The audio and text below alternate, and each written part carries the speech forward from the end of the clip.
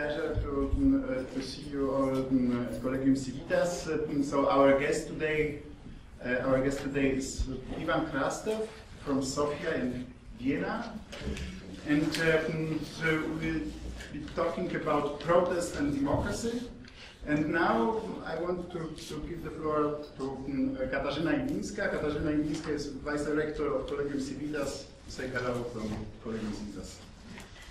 Good morning and hello. Thank you for your presence, and especially great thanks to Ivan Krastev and Mateusz who organized your foundation that you are the co-organizer of this meeting. I'm sure that will be a great speech, and I will give this floor to the. So, Mrs. Irene Hanfur, she's director of the Warsaw office of Heinrich Boell Foundation. Please. Thank you very much, Matthias. So, ladies and gentlemen, I'm happy and honored to welcome you now on behalf of the Heinrich Boell Foundation to the launch event to our lecture series on current challenges to our democracies in the light of global protests. We are especially thrilled to have Ivan Krastev as a special guest today to open up our debate. Thank you very much for coming and sharing your insights with us, Ivan. So, as most of you know, Ivan is today considered as one of the leading European intellectuals, so he doesn't need a lot of introduction, but I will still point out that he's a chair of the Center of Liberal Strategies in Sofia and permanent fellow at the Institute for Human Sciences in Vienna. For the past 20 years, he has been engaged with the internal tensions within and between liberalism and democracy. His outstanding research and thesis can be found in numerous articles and books, and the latest one being Democracy Disrupted, the Global Politics on Protests. So, as stated in the beginning, this debate today serves as an input and opening to a series of expert seminars we are holding this spring in cooperation with Collegium Civitas under the title Politics of Protest. With the help of our scholars from Poland and abroad, we aim to analyze recent movements in unrest in Bosnia-Herzegovina, Bulgaria, Germany, Hungary, Poland, and Romania, and so on. We would like to better understand the potential impact of the future development of democracy in Central Eastern Europe. In the face of new populist and authoritarian challenges to our political systems, we aim to review the understanding of a socially responsible democracy consistent with our values. I'm also grateful to Mr. Mateusz Kolkowski to comprehensive preparation and moderation of today's event on great cooperation so far. Thank you very much. So, having said this, I hand over to you, Mateusz, to lead us through our today's debate and to then give Ivan the floor.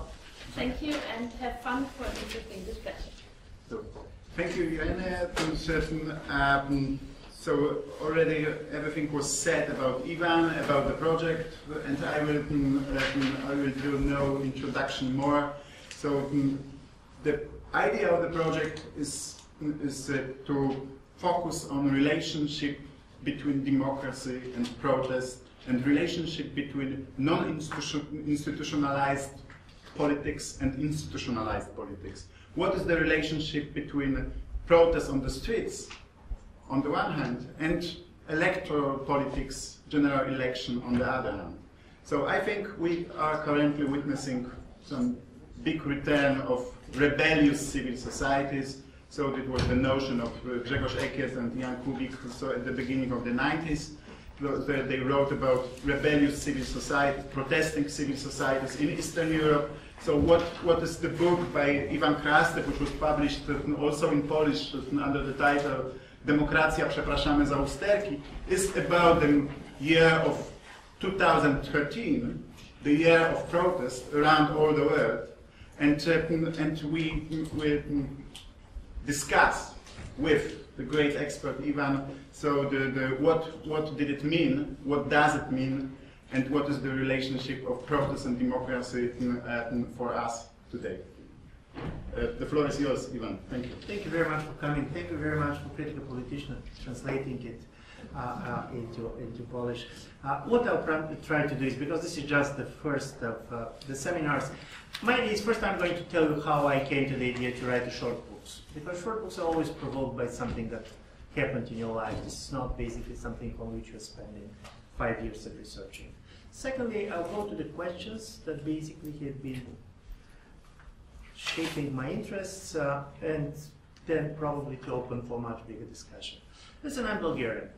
But Bulgaria is spending a lot of time now in Vienna. I'm saying this because when you're not in your country all the time, from time to time you still have the capacity to be surprised by what's happening in your country. Because on one level you believe that you know everything, because you're there all the time, but on the other something. And this is what happened. In February 2013, absolutely out of nowhere, and for those of you who know Bulgaria, we're not famous for kind of a rebellious society, especially before 1989. You end up with almost 500,000 people on different small towns in Bulgaria. There was not many people in Sofia. These people is low middle class. These people normally don't vote, don't interested in anything in politics. But they went with their electricity bills, because in January they believed that the bills had been very high. They went on the streets and they started asking for the electricity prices to be reduced. It came from the social networks, but listen, this is not the younger people that you normally see on the street. If you see some of the kind of pictures and videos from this time, you're going to see a lot of retired people, and they're going to stay on the grounds in which there was never had been much political rallies or demonstrations. These people didn't even ask for the resignation of the government. They have one thing. They wanted the electricity bills to be reduced. And because they were there, they didn't have a kind of any type of a clear political demands. They even didn't know what to do on their protest outside of saying how outraged they are. So they start thinking nationalistic songs from the 19th century. And because the 4 electricity companies that basically are utility companies in Bulgaria are foreign owned, one is Austrian, there are 3, 2 are Czech Republic, they very much started attacking them. 1 month after these protests, the government, center-right government, decided to resign, and we went on the early elections. And here comes the first surprise. The elections ended in the way the public opinion polls had been predicted that they're going to end 1 month before this protest happened. If you didn't know that there were protests in Bulgaria, if you're just following the predictions and the elections results, you're never going to understand that 500,000 have been on the streets, and not simply 500,000 have been on the street. 7 people burned themselves to death. This was the other story, because it was such an outrageous stuff. People go and burn themselves. 7 people dying. It's you don't know even how to comment very much on this, how political it is it psychological? So it was a very difficult moment. So then you have the elections. The governing party won the elections, but the governing party didn't manage to make a coalition, and a new coalition had been done, and this was a strange coalition between the Socialist Party, the Turkish Minority Party, and a very extreme nationalist, almost fascist party at that time. And what they did on the 10 days after they had been in power, they took a guy who is really coming as a character from a low-budget American movie for villain. The guy, first of all, he looks bad. I mean, he looks fat, he looks like the idea of gangster really in a bad movie. His mother owns 70% of the media in the country. He himself was very much involved on all corruption scandals that you can imagine. He's arrogant like hell. He was a member of parliament from the Turkish Minority Party, being ethnic Bulgarian himself. And out of nowhere, the government said that this person is going to become the head of the Bulgarian counterintelligence, which is basically, in our case, almost the key from the security apparatus. And then 100,000 people went on the street, but this was then the street of Sofia, and this was a totally different people. Excuse me, could you speak up? Yeah, sorry. And then basically, this happened in June, the same year. It was just 5 years after these protests about the winter protests I was talking about. So the winter protests are over. The new government is formed. On the 10th day, they decided to appoint this guy to become the head of the counterintelligence. And then, out of nowhere, through the social media, on the same night in which his appointment was announced, 100,000, mainly Soviet middle class, ended up on the street asking for his resignation and the resignation of the government. For 2 days, the first 6 hours, the government tried to say how tough they're going to be, but then they realized that it cannot be tough at all because they're totally legitimate. And you should see the guy from time to time, the pictures are more expressive than any explanation. You see the guy and you don't ask why people have been protesting. I do believe this visual part is quite important. Everything is there. The whole corrupt model of Bulgarian politics of the last 25 years being embodied. And then the guy resigned. The government said that they're not going to resign. The President of the Republic basically joined the protesters. He said, I don't have the trust of the government anymore. They did it behind the back of every one of us. So I'm basically siding with the protesters. This is important because when you have one of the major institutions siding with you, this is also changing the calculus. And for the next 300 days, there were protests on the street of Sofia every day. Listen. You started with 100,000 people. You ended up with 1,000 people. But it was every day. The government was in a situation of a total illegitimacy, so as a result of it, this created major splits in the elite. We ended up with the early elections. What is interesting, because I'm going to try to make it, to move to a slightly more theoretical part, is when you ask people on the street what they want, they said resignation of the government and early elections. On the questions for whom you are going to vote on the elections, they said, we're not going to vote. It was this situation that provoked me very much. Not simply people on the street. I have seen people on the street in different places. The only problem was I said, why the electoral politics and the protest politics are so divorced? What has happened? And then I decided to go and to try to see the Bulgarian case just as one of the cases, because when you start to be interested in the protests, you're starting to come with some quite interesting and simple observations. In the period after the financial crisis of 2008, there was a massive political protests in more than 70 countries in the world. And here comes some of the interesting theoretical questions. You basically believe, and many people, especially on the left, were very clear to say this protest about the very economic crisis itself, this is about basically the social costs of this economic crisis, so this is the easy explanation. If this is the case, why in countries that didn't suffer economic recessions, like Brazil, like Turkey, you end up with people on the street? If everything was simply about the economic situation in the country, basically, you expect that these countries, or countries like Greece and Spain, are going, people will be on the street, but you don't expect Turks and Brazilians, which have a 3 or 4% growth even at this moment, to be there. Secondly, there are people, for example, who said, no, this is about protests against authoritarian regimes in many of these places. It's true, there were people on the streets of Moscow. There were people on the streets of Kiev.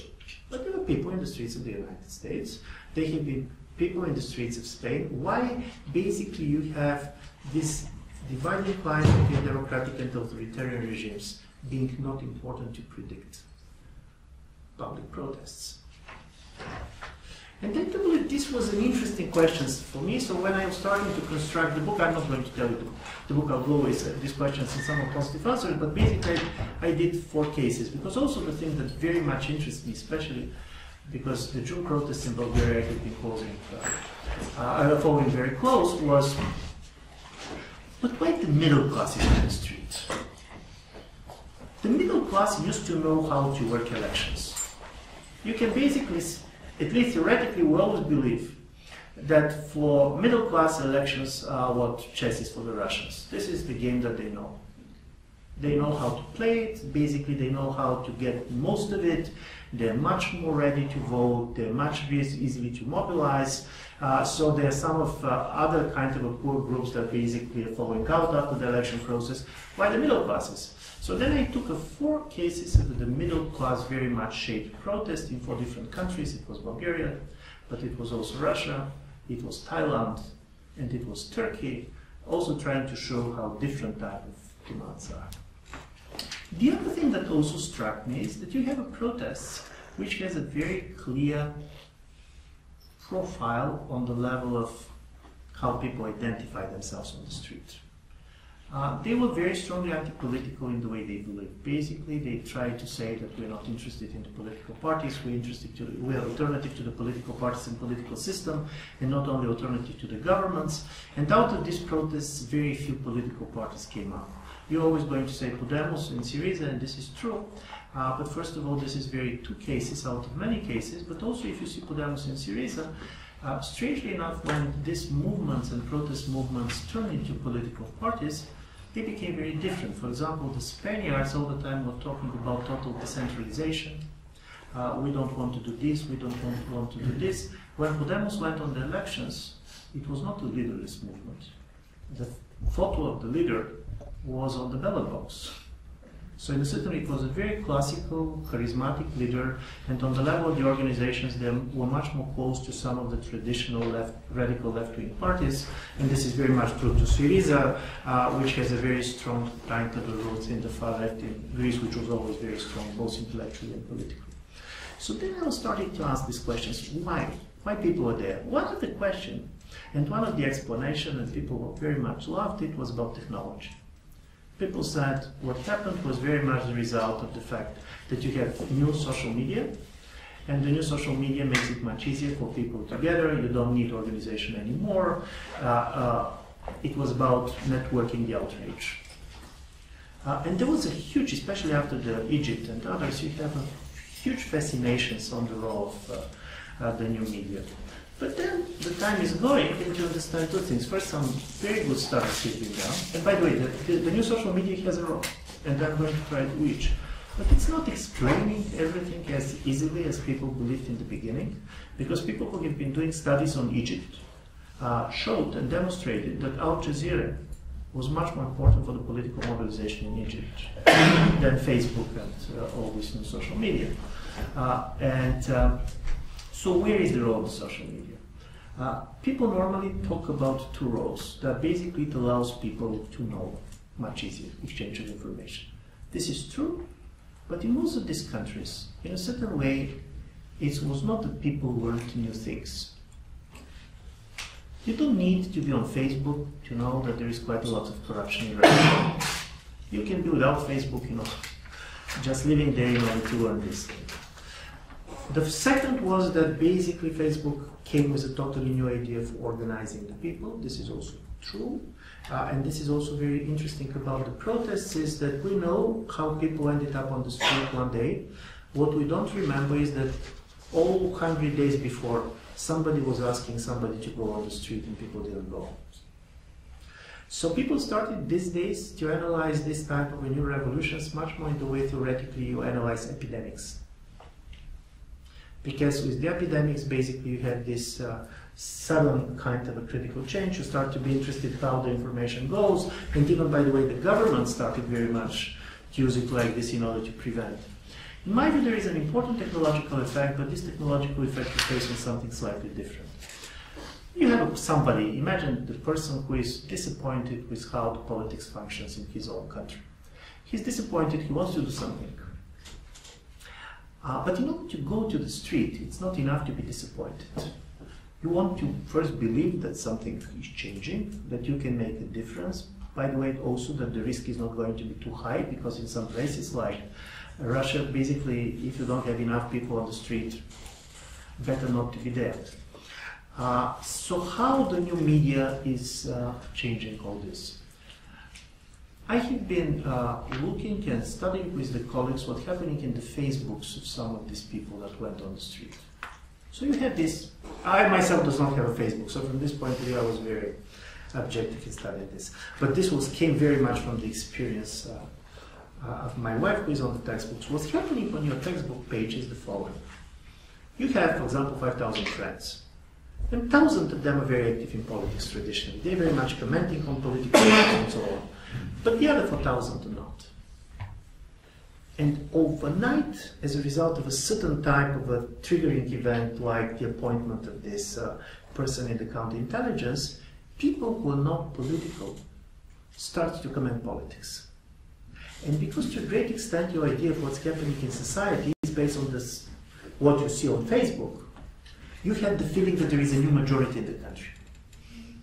People go on the street when they believe that they are part of a majority. This is especially true for countries like Russia. They were never majority, honestly speaking. It was very much Moscow and St. Petersburg. But because they see people who are not interested in politics in their own country, they had the feeling that something radical is changing. Society is totally different. And then, of course, when you go to the street and on the street you have 50 or 100,000 people, this is already a change. Because people start to react differently, and this same social networks basically are sending a totally different message. I do believe this technological aspect is quite important because it shows how this type of a trigger effects worked. But on the other side, this technological explanation was not enough. Because as we know, there were revolutions before there had been social protests, because there were social protests because they had been Facebook. And also basically trying to explain everything in the technological terms does not help you also to recognize much what is going to happen later. So you have these two big explanations, one coming from Paul Mason, who wrote a very beautiful book. He's a very intelligent, very charming, all leftists who said at the end it came. Because don't forget, the left had been waiting for the anti-capitalist revolution for all these years. Because you see rising social inequality, you basically see many of the kind of a worse type of warning coming to what's happening to us and how democracy is hollowing out had been kind of fulfilled, but nothing is happening on the street. And at the moment when basically everybody said, oh, people are not interested in politics anymore, you end up with all these people going on the street and protesting. But the problem is that people that have been on the street, and many of them, of course, make a huge issue, especially the Occupy movement, out of the social inequalities. They were not the traditional leftist crowd that you expect. For example, there was a study being done of those protesting on Wall Street, on Occupy Wall Street, should the taxes of the middle class be increased. The normal story of more money to the government. Majority said no. And you end in this strange situation. After the Great Depression, people lost trust in the market, but started trusting the government. After the 1970 crisis, people lost trust in the government and they started trusting the market. And now you have both the government and the market mistrusted. And there was a very strong anti-institutional ethos. Most of these people said, we are not here to achieve this or that concrete policy, but we're very much here to show that the people matter. We're not here basically to elect this or that leader, but basically we want to show that we want to participate. So strangely enough, the most successful movements were the movements who has either very concrete and strangely enough non-significant claim, like in the case of Brazil, which they basically want to change the price of the tickets, bus tickets, and to succeed. Or you have a very symbolic claim. We want the whole system to change. We want capitalism to change. What was missing was this normal political level in which basically you're negotiating concrete issues and you're coming with political programs.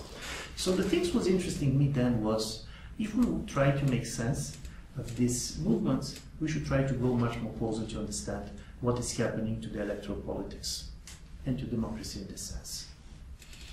Now in Vienna we're going to start a project which is bigger and in my view much broader and interesting than I have done. It's going to be most probably called In Search of Voice, Ballots, Courts and Streets. Because our major story is under what kind of conditions and institutional environment people decide to express and to represent their dissatisfactions through the electoral process, when they go to the courts and when they go on the streets. Is this different issues, different institutional context, and also what is the success rate? Because the biggest problem with also the protest movements is, did they succeed? For example, in the case of Bulgaria, did they succeed? 2 governments resigned. But honestly speaking, if you talk to the people now, the level of trust in political institutions didn't change. The level of disappointment is in the way it was. And many people basically were very happy to remember that they had been on the street, but they didn't have the feeling that they changed anything. And the guy against whom they're protesting, his mother controls 70% of the media, and he's still a member of the Turkish Minority Party, which means that they didn't feel the pressure basically to remove him as a result of this major outcry. And of course people can say, listen, but 1968 was very similar. Don't forget that the only time when the Gaullist has an absolute majority in the elections in France was after May 1968. The next elections, basically, you have a total electoral triumph of the status quo power. But then, nevertheless, that 1968 does not change many things politically. They don't change cultural, social, basically they change politics without basically changing governments. So is this type of protest a similar one? And also what was very interesting and striking for me was the reaction of the governments. And here I'm going to talk much about the governments, and here the Bulgarian example is a good one, and I'll stop and open it. It's interesting to see basically how the governments were doing with this. Because of course most of the governments, at the moment when they see people on the street, they never ask why they're there, but who is sending them, who is organizing them, who is sponsoring them. In some cases, I do believe, because I have been doing quite a lot of story, from this point of view, Russia and Turkey were totally similar. Both Mr. Putin and Mr. Erdogan believe it, not that they're saying, that it is a covert operations. They can have a different view who is organizing it, they can have a different view what was the objective, but they believe and they can give you a very, by the way, consistent story who organized here and there, what kind of money is moving here and there, and you always can if you want. So, but this is not. I wanted to show. This is most of the government has this conspiracy when they see people on the streets, but in this case, this is the classical cases. But in the Bulgarian case, what was interesting was government didn't use force. Nevertheless, that you have a lot of people on the streets, and on several occasions. It goes there. By the way, most of these protests were non-violent, and this was very interesting because the level and the idea that they were not violent was also very much connected to the fact that they wanted to remain leaderless movements. They didn't want to be organized, they didn't want to have a leader, because at the moment when the violence starts, and Ukraine is the greatest example, this generally nice idea about non-organized network type of protest is changing, and you're starting organizing people in units. Every country has somebody who is in charge, and even when you're not fighting in a direct sense, the organization is totally different movement. The violence is changing the structure of these movements immediately. And by the way, different groups are trying to prevail on this. But in the case of Bulgaria, the government and the police did their best not to fight the movement, but to exhaust it. And of course, they have been discrediting people, they're saying this and that, who is paying for this, and so on and so on. The interesting also story in Bulgaria was that the European Union took the side of the protesters. The French and the German ambassadors, in something which is totally unprecedented, in June went on the streets, together with the protests. Because the protesters in June had been under European flags. Protesters in February, when people had been protesting against the electricity bills, had been with the Bulgarian flags, and this was interesting, not because they were nationalists, but because their message to the government was, you're Bulgarians like us, why don't you help us? Why are you taking the side of these foreign companies? But when this happened, Bulgarian government was sending only one message. They're not saying trust us. They're saying to the people, don't trust anybody. Nothing is going to change. They're not saying we're better than people on the street. They said we're the same. And this is very interesting because for the first time you can see a government propaganda being much more focused on spreading mistrust, general mistrust, than basically trying to mobilize trust for the government. They believe that if people don't trust anybody, people cannot change anything. And I'm saying this because mistrust was the major weapon, but also the major vulnerability of these movements. People on the streets were very much afraid to be cheated, because they had the fear that historically, many times political parties or political leaders had been basically succeeding to kidnap their energy for their own political goals. So they wanted and they remained mistrustful for a very strong time, for a very long time. I do believe that how to see the politics of mistrust being able or disabled to change and to improve democracy, for me this is the major theoretical question that interests me, and I should stop here because I do believe in different contexts, of course, is different. I should end up with a methodological joke. Because when you go with these comparisons, one of the things is to try to believe that all of them are very unique and different, and this is true. The contexts are very different, the history is very different, and the way, for example, Bulgarians behave on the street very much is dependent on what they remember from the previous streets they had been on. On the other side, in order to understand, in my view, especially this protest wave, you need and you have an interest to see it as a general phenomenon, what is happening in the world in which you have a much more diffusion of power. You basically have kind of a weakening of the legitimacy, but also the capacities of the governments to deliver. Bosnia, from this point of view, is a great example because in places like Bosnia, it's not simply that people are protesting, but it is so unclear who takes the decision that the major kind of decision that the protester should have taken is where to protest. In front of who? In front of which government building? And this is becoming more and more process everywhere because you go to the government, and this is very important. Before, the governments claim that they're stronger than they are. Now the governments pretend that they're weaker than they are. So you go to the government and they said, listen, we agree with you, but we cannot do it because of the EU, or we cannot do it because of the market. So this is a kind of a competition of being impotent. But this makes it very difficult for the people to keep government accountable. If nothing depends on the government, how to keep them accountable? Accountable for what? And I do believe from this point of view, these protest movements are very important, because at this moment when basically you are saying, but we don't know who is taking this decision, it's not up to us, you go on the street and said, I don't know who is in charge, but he should know that I'm here. So, but my methodological joke is the following. There were three guys, the German, French, and Swiss, discussing where the baby comes from. And the German guy said, they're coming from the sky and we're finding it in front of the door. And the French guy it was a small boy, smiling and laughing and said, this is funny, of course they come from the bedroom. And then the Swiss boy became very angry and he said, do not generalize. It's different from canton to canton. So I do believe, of course you have very contextual cases, of course there is everything unique, but I do believe that the only way to understand this protest wave is go comparative. Because if you stay on every concrete cases, you're going, in my view, to miss some general change in politics that is going on, and I do believe which is similar, which is crossing the border between rich and poor countries, between democracies and totalitarianism.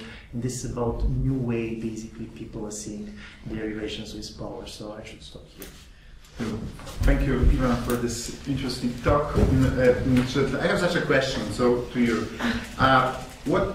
So because you mentioned that there was, for example, in Bulgaria, there was no connection between protests on the streets and voting behavior. So, but we have other cases of Romania, for example, where people were queuing, massive crowd of people queuing at the entrances of electoral commissions in exile during the last general election. They voted on the streets and simultaneously in an electoral process against Ponta. So what is the question would be, so what is, according to you, the possible link, how could we link this protest into this mainstream or institutionalized politics? Or maybe it would be wrong. So maybe we don't need it, because it would be, it's much better to have this separated protest without any political program and without connection to voting behavior. Okay, this is the question. From this point of view, this is why the comparative studies makes a lot of case. And it's not by accident that it was the presidential elections in Romania that managed to mobilize. It was very much symbolic vote. What I see is the following. I was very much interested in general and where basically my theoretical interest to protest come from. I was theoretically very much always kind of impressed by Cushman's whole book on exit, voice, and loyalty. And this is a book from the 1970s. This is a very short book, and if you should decide which to read this one or the Cushman's, I'm strongly recommending you to go for Cushman. But it was 1970s. He was a German Jew who basically left Germany. He went to France. He was part of the resistance. Then he went to America. He was an economist, absolutely brilliant economist who made his career doing work on Latin America. Writing several extremely interesting books, but in the 1970s, and don't forget, 1970s was the moment when there was a lot of people on the street. He came with this basically theoretical, short theoretical book in which he said, when people are displeased with the performance of certain organizations and so on, they have two options. One is to exit. This is what is normally happening on the market. When you don't like a certain product, you stop buying it. You start buying a different product, and by not buying it, you're signaling to the producer that if he's not going to change something, his product is going to die. Very important for this to work is that not everybody is living at the same time. So basically, for the organizations to react, they should be timed basically to get the signal, and this is the exit. And he believes this is how the market works. But in politics, he said, in the 1970s, exiting is not so easy because, first of all, you have a level of loyalty to your political choices, which is different than you have, for example, on the market. For example, changing the party, at least then, was not so easy. It was part of your cultural and political identity, so when you're dissatisfied, you try to change the party, to reform it, to create a faction, to basically try to move them to doing differently, to write a letter. He's calling this voice. And he was very much interested how basically what is the dynamics and how the relations between exit and voice worked. He said paradoxically, exit can be very successfully changing and bringing social change in society, but it can become also under certain conditions a major obstacle to change. And his greatest example is on Nigerian railways. Nigeria's railways, which was a state monopoly, were very ineffective. They're losing money, and people were protesting and protesting and protesting. So the Nigerian government decided to change it, creating a certain type of competition, and they allowed buses to run alongside the railway. What happened is all these kind of much more demanding consumers went on the buses.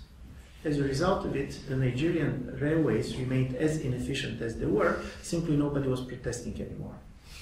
And he said this is the problem. When you have the most active part of the population living, then basically from this point of view, pure competition cannot solve your political problems. And of course he was giving the example of voice, but it was 1970s. He believed that changing a party or changing a religion was something very difficult because loyalty was taken for granted. And this was especially true for his war generation, in which in a war you're not easily changing sides. What struck me very much in the latest years was that we have much more of this exit politics to be seen basically in electoral politics.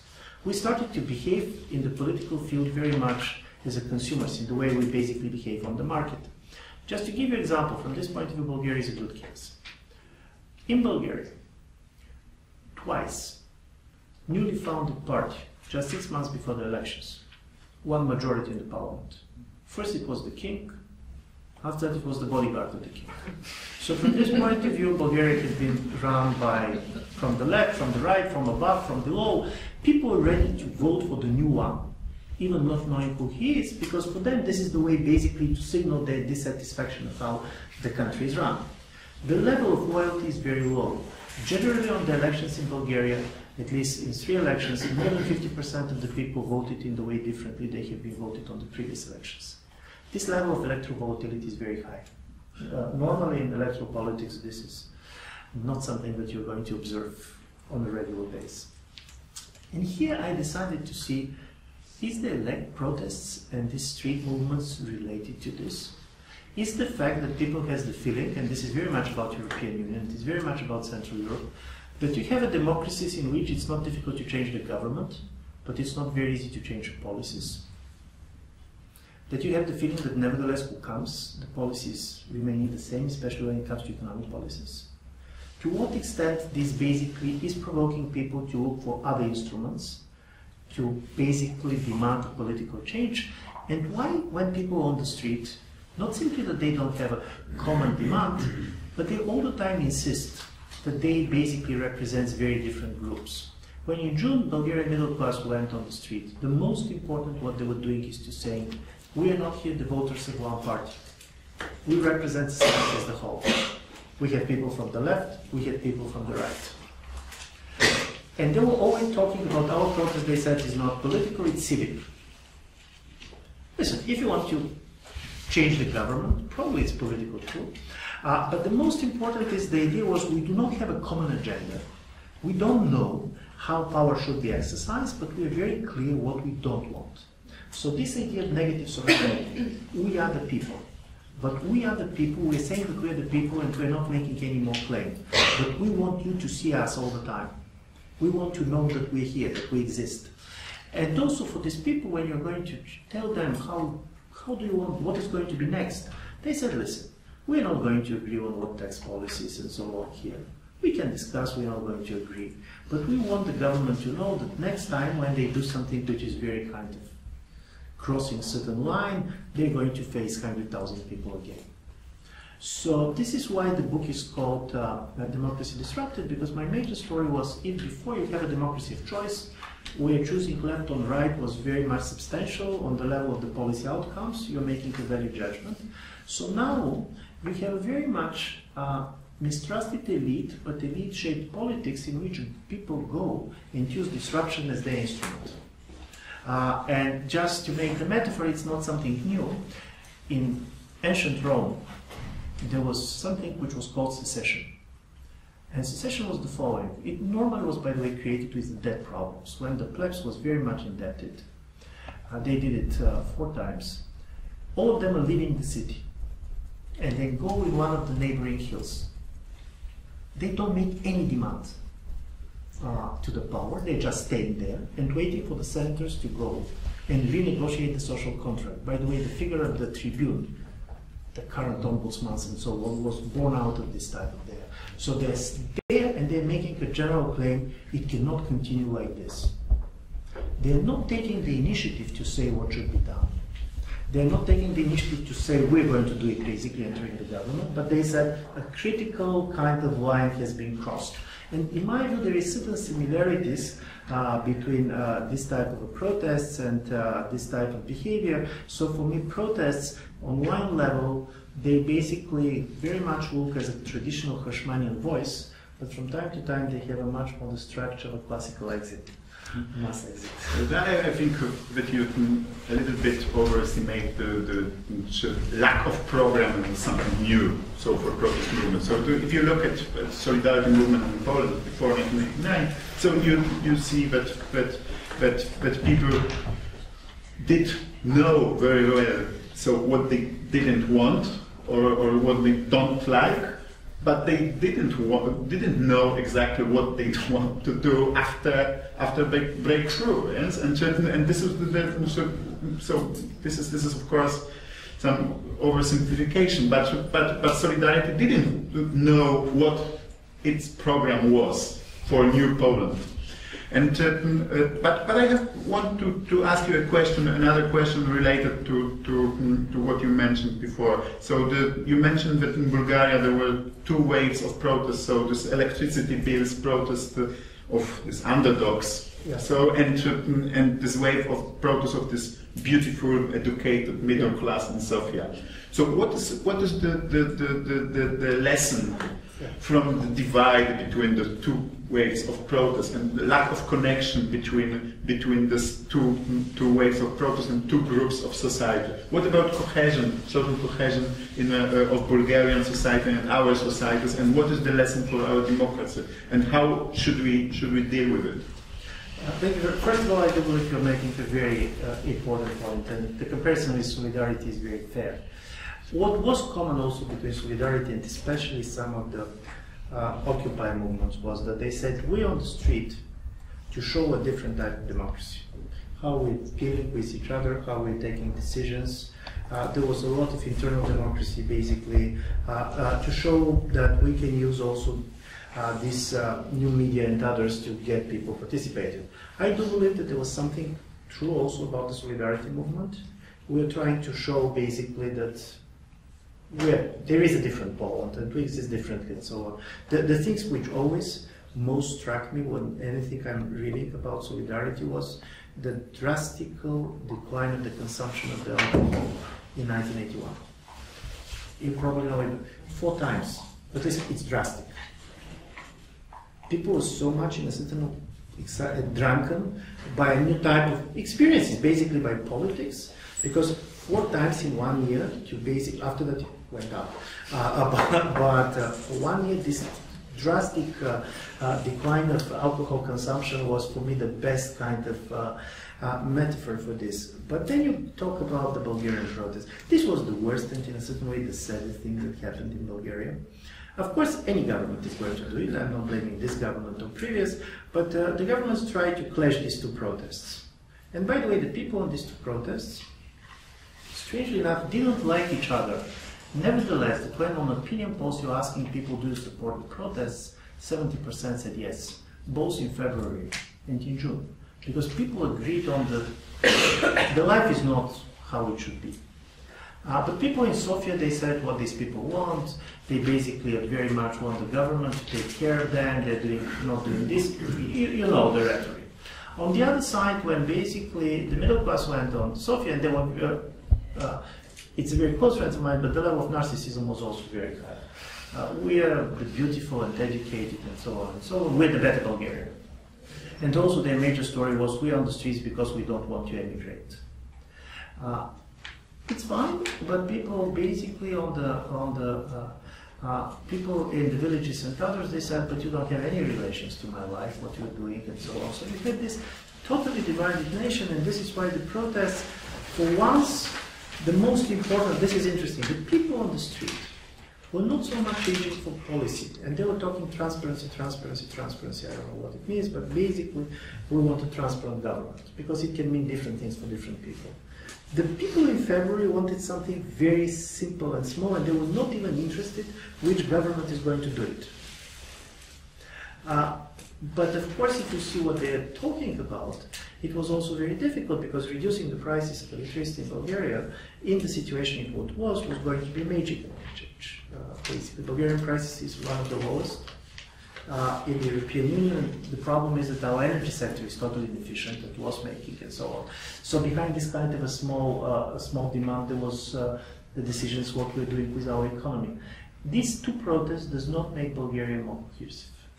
Even more, basically, more than any elections, because of course electorally this divide is there, they made the country to understand how little empathy different group of society has for each other, and also even you cannot agree on a common enemy, on a common conspiracy theory. Everything was going there. For example, in June everybody was extremely positive on the NGOs and the role they play. In February, people were very suspicious, especially to think tanks, policy institutes like others and so on, because they basically have a different idea of what is the establishment. During the Turkish protests, when the Turks started to attack Erdogan, he said, they're talking against the establishment, but the establishment is on the street. This is the white Turks.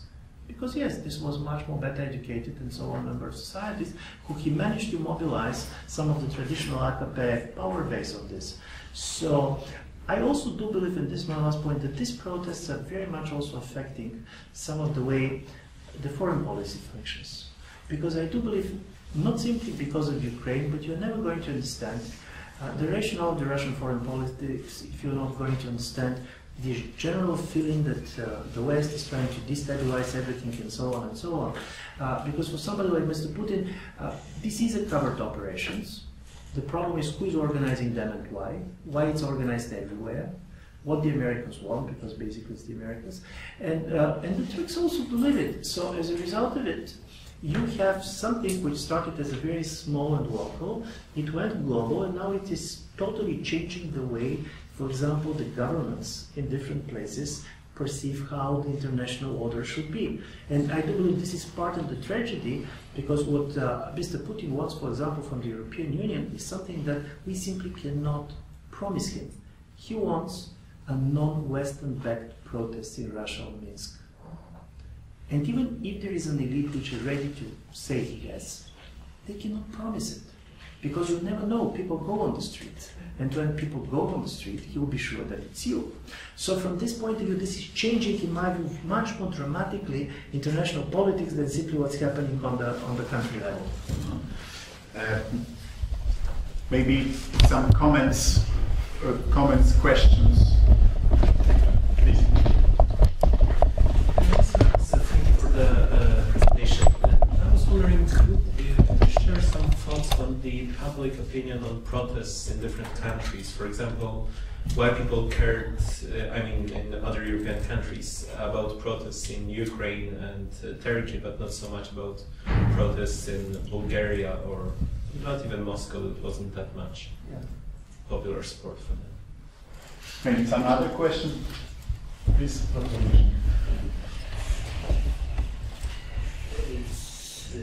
I think, thank you, it was indeed very interesting. But I see quite a different problem on what you described as.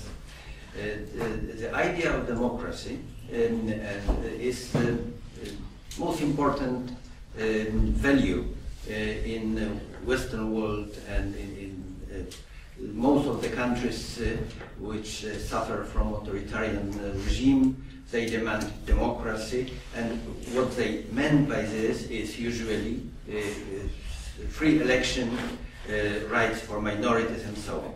And in those countries you described, in most of those countries, all those conditions have been met.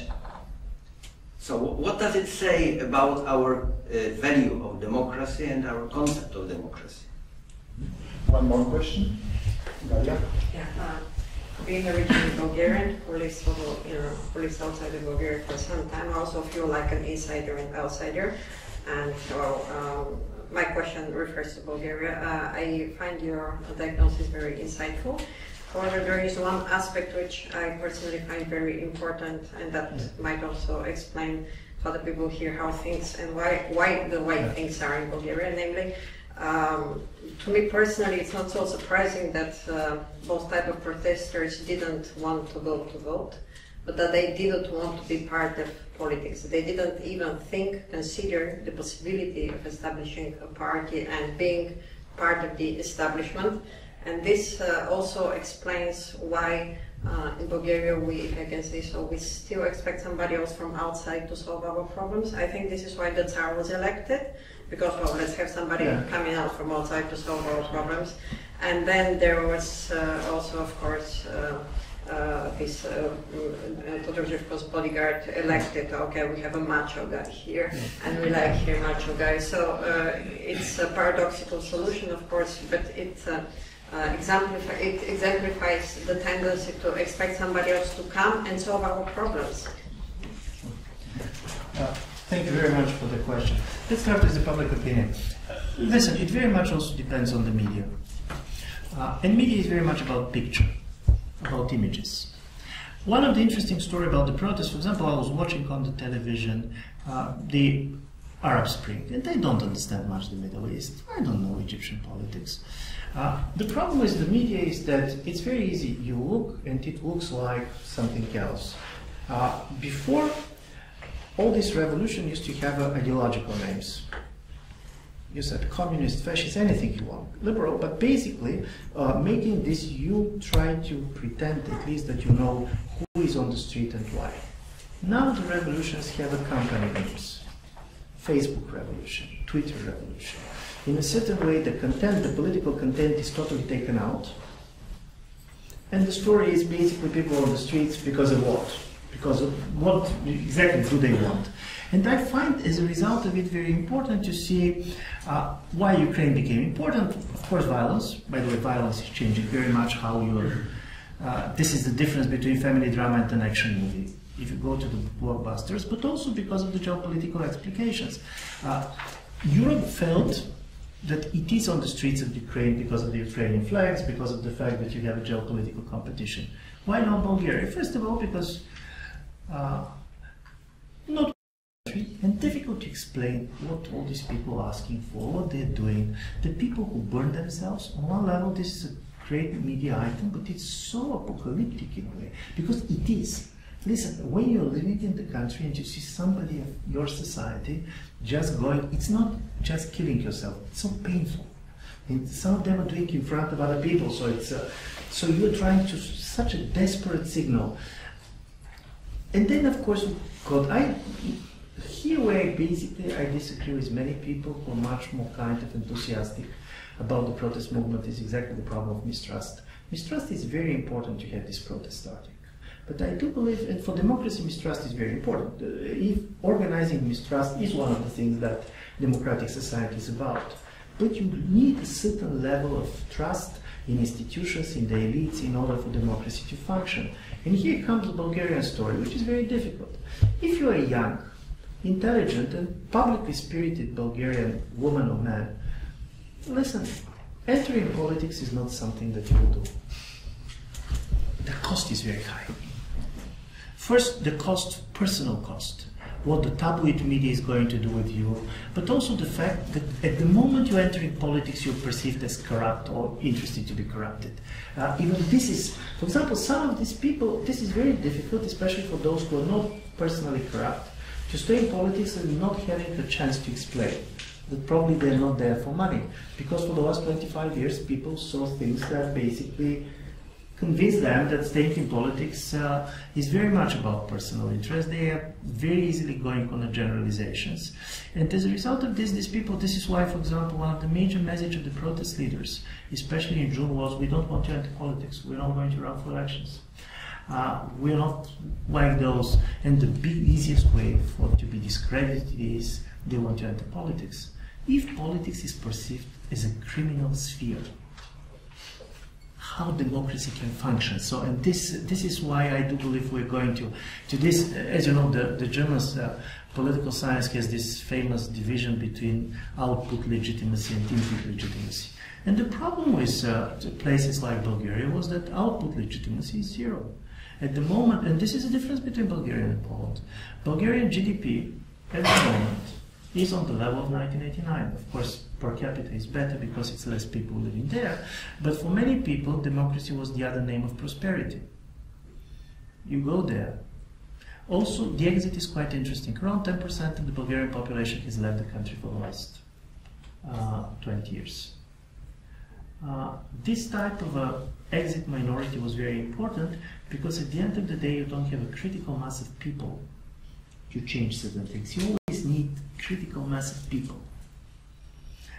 And this is also making it very difficult. People are starting to be very dispirited. The idea is nothing can change here. For example, Bulgaria's support for the European Union is very interesting. By the way, this is a trend which you can see on the opinion polls and surveys common for Central and Eastern Europe. There are two sources of support for the European Union.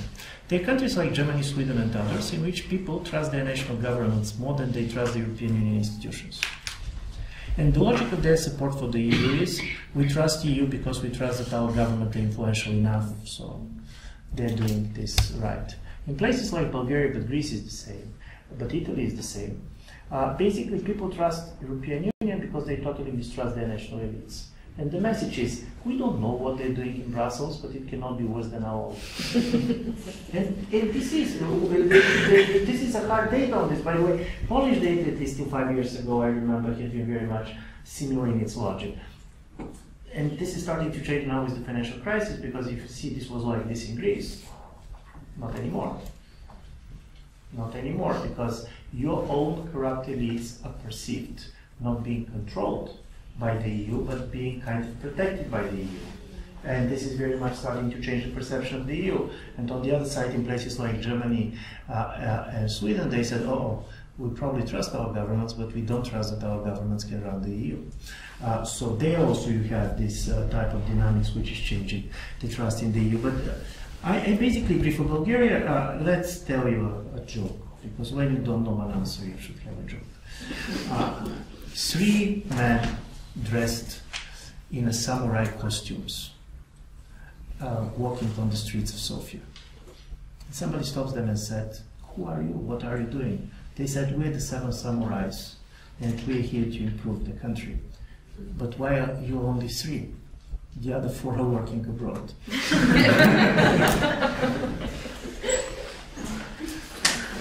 So the next wave of questions, Jacek. So I wanted to refer to your point on lack of alternatives, so that the policies offered are basically the same by both left and right-wing parties. So in theory, normally we explain it as a median voter theorem. What you propose is a very interesting view, totally different, so that there is a EU or a market so that we can hide behind. So I was wondering to what extent these 2 explanations of this median voter theorem and your explanation, are they mutually exclusive or they complement each other? What is your opinion on that? Because what you propose is totally different than normally we hear.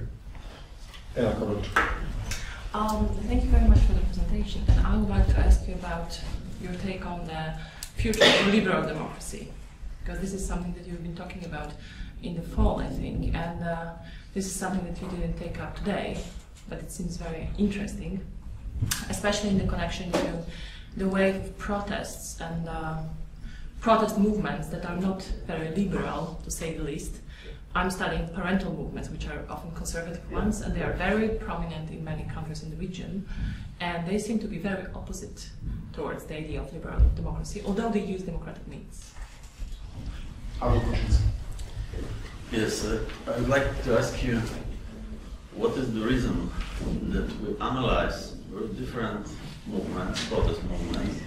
You don't use the notion of social movements, maybe there is a reason for that, under the same, at the same box. Why? Is it legitimate to put to the same box, you know, Indignados, Occupy Wall Street, Moscow, let's say, protests and so on, so on. It should be a reason for that. Important reason, probably intellectual, social, political reason, but there is something which makes it move to this kind of explanation, expression. If I can, I have a question for you concerning institutions and protests. Yeah. As original Ukrainian, I remember, and everybody remembers this, Ukrainian protests partly were in favor of the rule of law. There were plenty of slogans like this, and even some our publicists like to say that it was a liberal revolution, bourgeois revolution. So, from other point of view, we see that in general, average Ukrainian does not care so much about institutions. If you look at the latest opinion poll, when people are asked what is reform, what are reforms from their point of view, the first place is to deprive president from his immunity. The second place, that the retirement payment will be rise, and the third is depriving MPs of their parliamentary immunity. So, though the most money is stolen in the executive, not in the not the president, but MPs and the judiciary. It should be deprived of their immunity. Though the most corruption sits in the executive, in the government and president. So they do not care. But who does care definitely about institutions is oligarchs and those who are in power. Because what Yanukovych did, for example, he lowered the level of judicial independence hardly with the help of tricks in changing legislation. So my question is, whose responsibility is institution? Thank you very much. It is a very serious question. I'll try to. Median voter theory is very much based on trying to treat national politics in the isolation of a kind of broader globalization goals. And I do believe that European Union, but not only European Union, this changes and shifts of power, how much the nation state basically controls or not, affects the way basically this type of electoral alternative is justified. For example, during the Cold War, this type of liberal democracy They're also constrained in a way because for most of them foreign policy was outside of electoral politics. Helmut Schmidt famously said was, our relations with the United States are too important to be left to the voters. Economic policy was at the center. And it was at the center, and I do believe that the very idea of liberal democracy was very much centered on this, because you believe that on economic issues, it's easy to bargain. It's not a values, it's not a zero-sum game, basically you're gating here and there, and this is what happened. The problem is that especially with the Eurozone as a common currency, what started to be changed is in order to reduce the vulnerability of external and internal shocks, we constitutionalized certain type of major macroeconomic policies. For example, budget deficit. We are now treating budget deficit in the way we're treating human rights. You put it constitutionally. This is changing, in my view, the logic of the behavior of the voters, and strangely enough, when the voters do not have a choice, they start to try to signal, and paradoxically, the general assumptions behind the democratization theory was that European Union membership is reducing the support for the extreme parties. My argument was always kind of the opposite. Membership in the European Union is giving us strong incentives for the voters to vote for the extreme parties because they are not afraid that the extreme parties are going to have kind of an extreme consequences of their coming to power positions. At the same time, you want basically to show dissatisfaction. So I do believe that political economy of dissatisfaction is changing, and the fact that basically you have narrowing of some of the policy options on the level of the national elections makes this type of a global constraints or policy constraints much more important to explain this lack of alternatives than basically before much more consensual median voter theory, and that basically you should go to the center and you basically are going to. By the way, it's not. I do believe it's also globalization because even the United States, which in a certain way is not part of the European Union, you can see this polarization effect and basically the behavior of the major political parties. Then you come with this, in my view, extremely important problem of where liberal democracy and all these movements, nevertheless, of what they say, they're majoritarian in their nature. Because when you go on the street, you basically claim, I'm here on behalf of the people, I'm speaking on behalf of the new political majority, and I'm here because I don't believe that people are hurt. So from this point of view, some of this has a much more liberal demands than others, but basically their major story is the institutional politics is not enough, all this type of constraints functioning differently. One of the in my view, very successful and interesting terms used by the Podemos people is they're calling their political class lumpen oligarchia. And first of all, there is something in it, but also in a certain way, this is how you're trying to get two types of concerns that you have. Basically, you have a problem, especially for the middle class, with the elite, but also you have a problem with foreigners and anti-immigrants and so on, everything that goes there. So from this point of view, I do believe liberal democracy is going to have a major challenge. I am strongly recommending for those of you who have not read it, is in English, to read the famous speech of Orban in July last year. It is important because people are just getting the quote about liberal democracy and so on. I don't believe that he has written the speech because it's too consistent, it's too academically consistent. Politicians don't talk like this. I mean, they're much smarter on different level, but not on this one. But he basically have four major assumptions which has something to do with our questions about what's happening to democracy. He basically said financial crisis is such an important historical breaking point like the fall of the Berlin Wall. Like the fall of the Berlin Wall. It's a kind of a global regime change. Secondly, he said, in the situation of this, the globalization is going to be challenged. The only unit which is going to survive is the national unit. So from this point of view, what we should do is exactly this, create a democracy which is very much based on national majorities.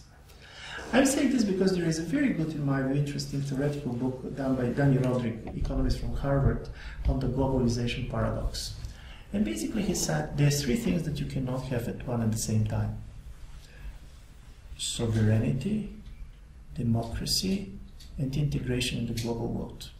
You can always have two of them, and you should leave one out. The interesting story with this type of a globalization problem that we are facing is that you have two responses to this pressure from outside.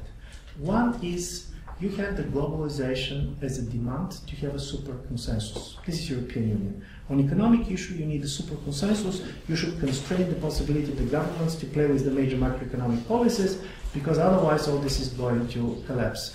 The other is to have a super majority, not simply normal electoral majority, super majority, which speaks on behalf of the nation, which is excluding everybody who disagrees, and which is allowing you to be competitive in this type of a much more zero-sum game, globalization game. And I do believe that you have this tendency in different directions. Well, for example, yesterday, Syriza did this anti-poverty law. It was extremely interesting. If what I read is right, this is very interesting because it's symbolic politics. They're talking about 200 million euro. There is not such money. This is a money that a kind of a respectable Ukrainian oligarchs is going to earn in a week. The problem is that this is the first legislation that they did without consulting to the EU. It's a just symbolic gesture of sovereignty issue.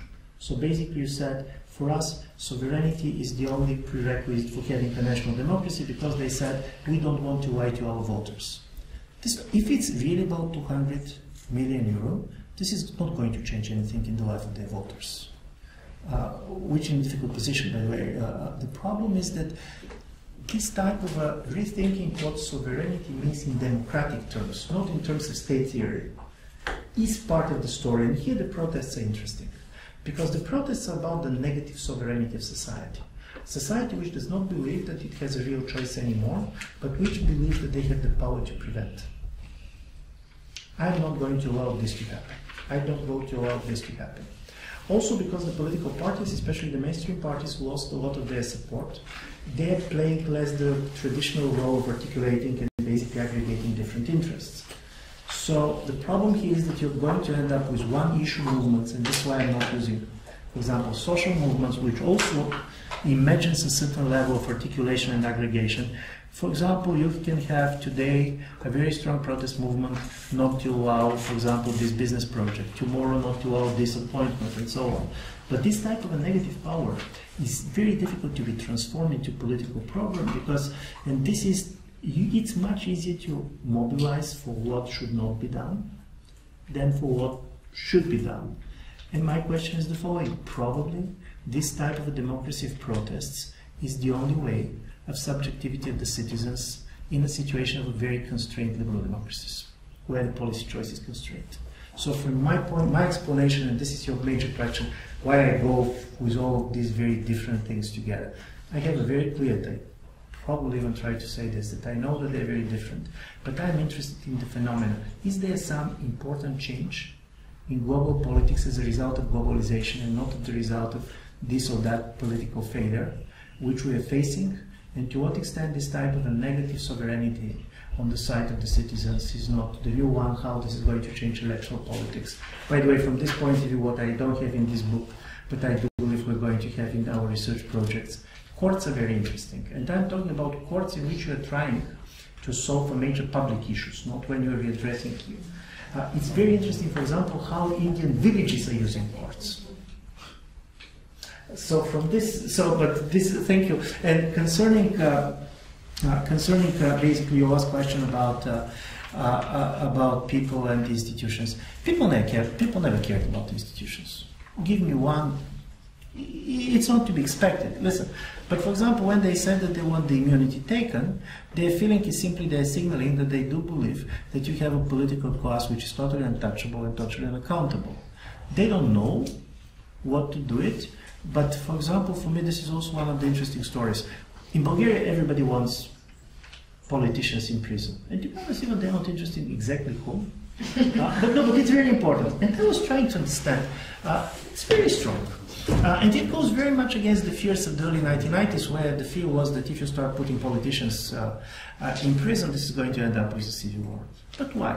You have an elite now, which is so much part of this global environment, is so much not dependent on their voters, that they don't depend on the national education system, because their kids are studying abroad. They don't depend on the national health system. because basically they're not using the hospitals that people normally use. The only system that in a certain way connects the people and the elite is the criminal system. It sounds idiotic, but symbolically this is the only way to say, listen, I know that you can escape with your money, because where is Firtash? In Vienna. So what people want, they said, if we're a nation, let him be together. Even it's not giving the, it could be any of them, but the fact that in the time of crisis, your elite is simply going to exit is a major issue. By the way, 60% of the money, the money on the base of the 60% of the Greek GDP have get out of the country in the first 2 years after the crisis started. So how you can talk about sacrifice and about any type of solidarity when it's so easy for the elites to get their money out and to get themselves out? And then comes this utopia, we're going to be together because you're going to be in prison and we're going to be around the prison. The last question, because we have to finish. Last short question. So, are, according to you, protests good, protests maybe bad, or it depends from canton to canton, or issue to issue? No, my idea first was that, listen, the protest in June, this is also personal experience, this is also very much generational, because one of the explanations, of course, the protest is very much generational. When this guy was appointed, I was in Vienna. I read it, I didn't believe it. But I didn't believe it, it was so absurd. And here comes the reaction. Coming from our generation, I start calling people, but I start calling politicians, I start calling journalists, call the president. It never came to my mind to go basically on a social network. And then my wife told me, listen, now there are 10,000 people who are going to protest. I'm still going to claim that if the president has not taken the side of the protest probably is going to have a different development, because it's very important, any institution, it's not personal, to show that basically it's institutional claim. But something important is happening. And I do believe that it has positive or negative results. But I don't believe that we can understand how the politics is changing today without understanding the dynamics of the projects, why people are there. I'm not going to fall in love with people. They're different people. There's some people that you don't want to meet at dark, which you can see on the streets. But this is true for any major kind of a social transformation. So from this point of view, I'm not positive or negative, but I do believe it's something very new. It's something very important. Before, it was enough to study elect voters' behavior and to have the feeling that you understand how basically the politics is done. My view is that now you should try to study the choices and protest behaviors in order to have the idea how democracy functions. So, yeah, I probably... Could protests increase input legitimacy or not? It can. No, listen, and also I do believe from this point of view that there are different protests. Some protests are much more interesting and better than others. It very much depends also on the people and the strategies that are there. The protests are not natural phenomena, it's not epidemics. Oh, okay. It's not epidemics. And from this point of view, it very much depends on what the people who, in a way, are going to take leading positions are going to do and so on. But also what is interesting, when this was always my kind of short comment with these people who said social media is going to say everything, internet is going to say everything. You can tweet a revolution, but you cannot tweet a transition. And this is not by accident that Muslim Brothers ended up winning, because you need an organization. So from this point of view, much more old-fashioned when it comes to institutions and organizations. I do believe that they matter, but I do believe that protests should be taken in a different way. Thank you very much once again.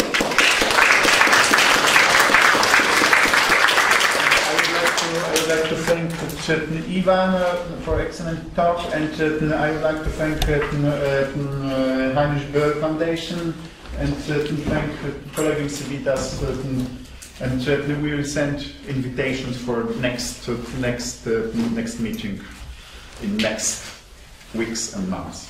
And the next talk will be better.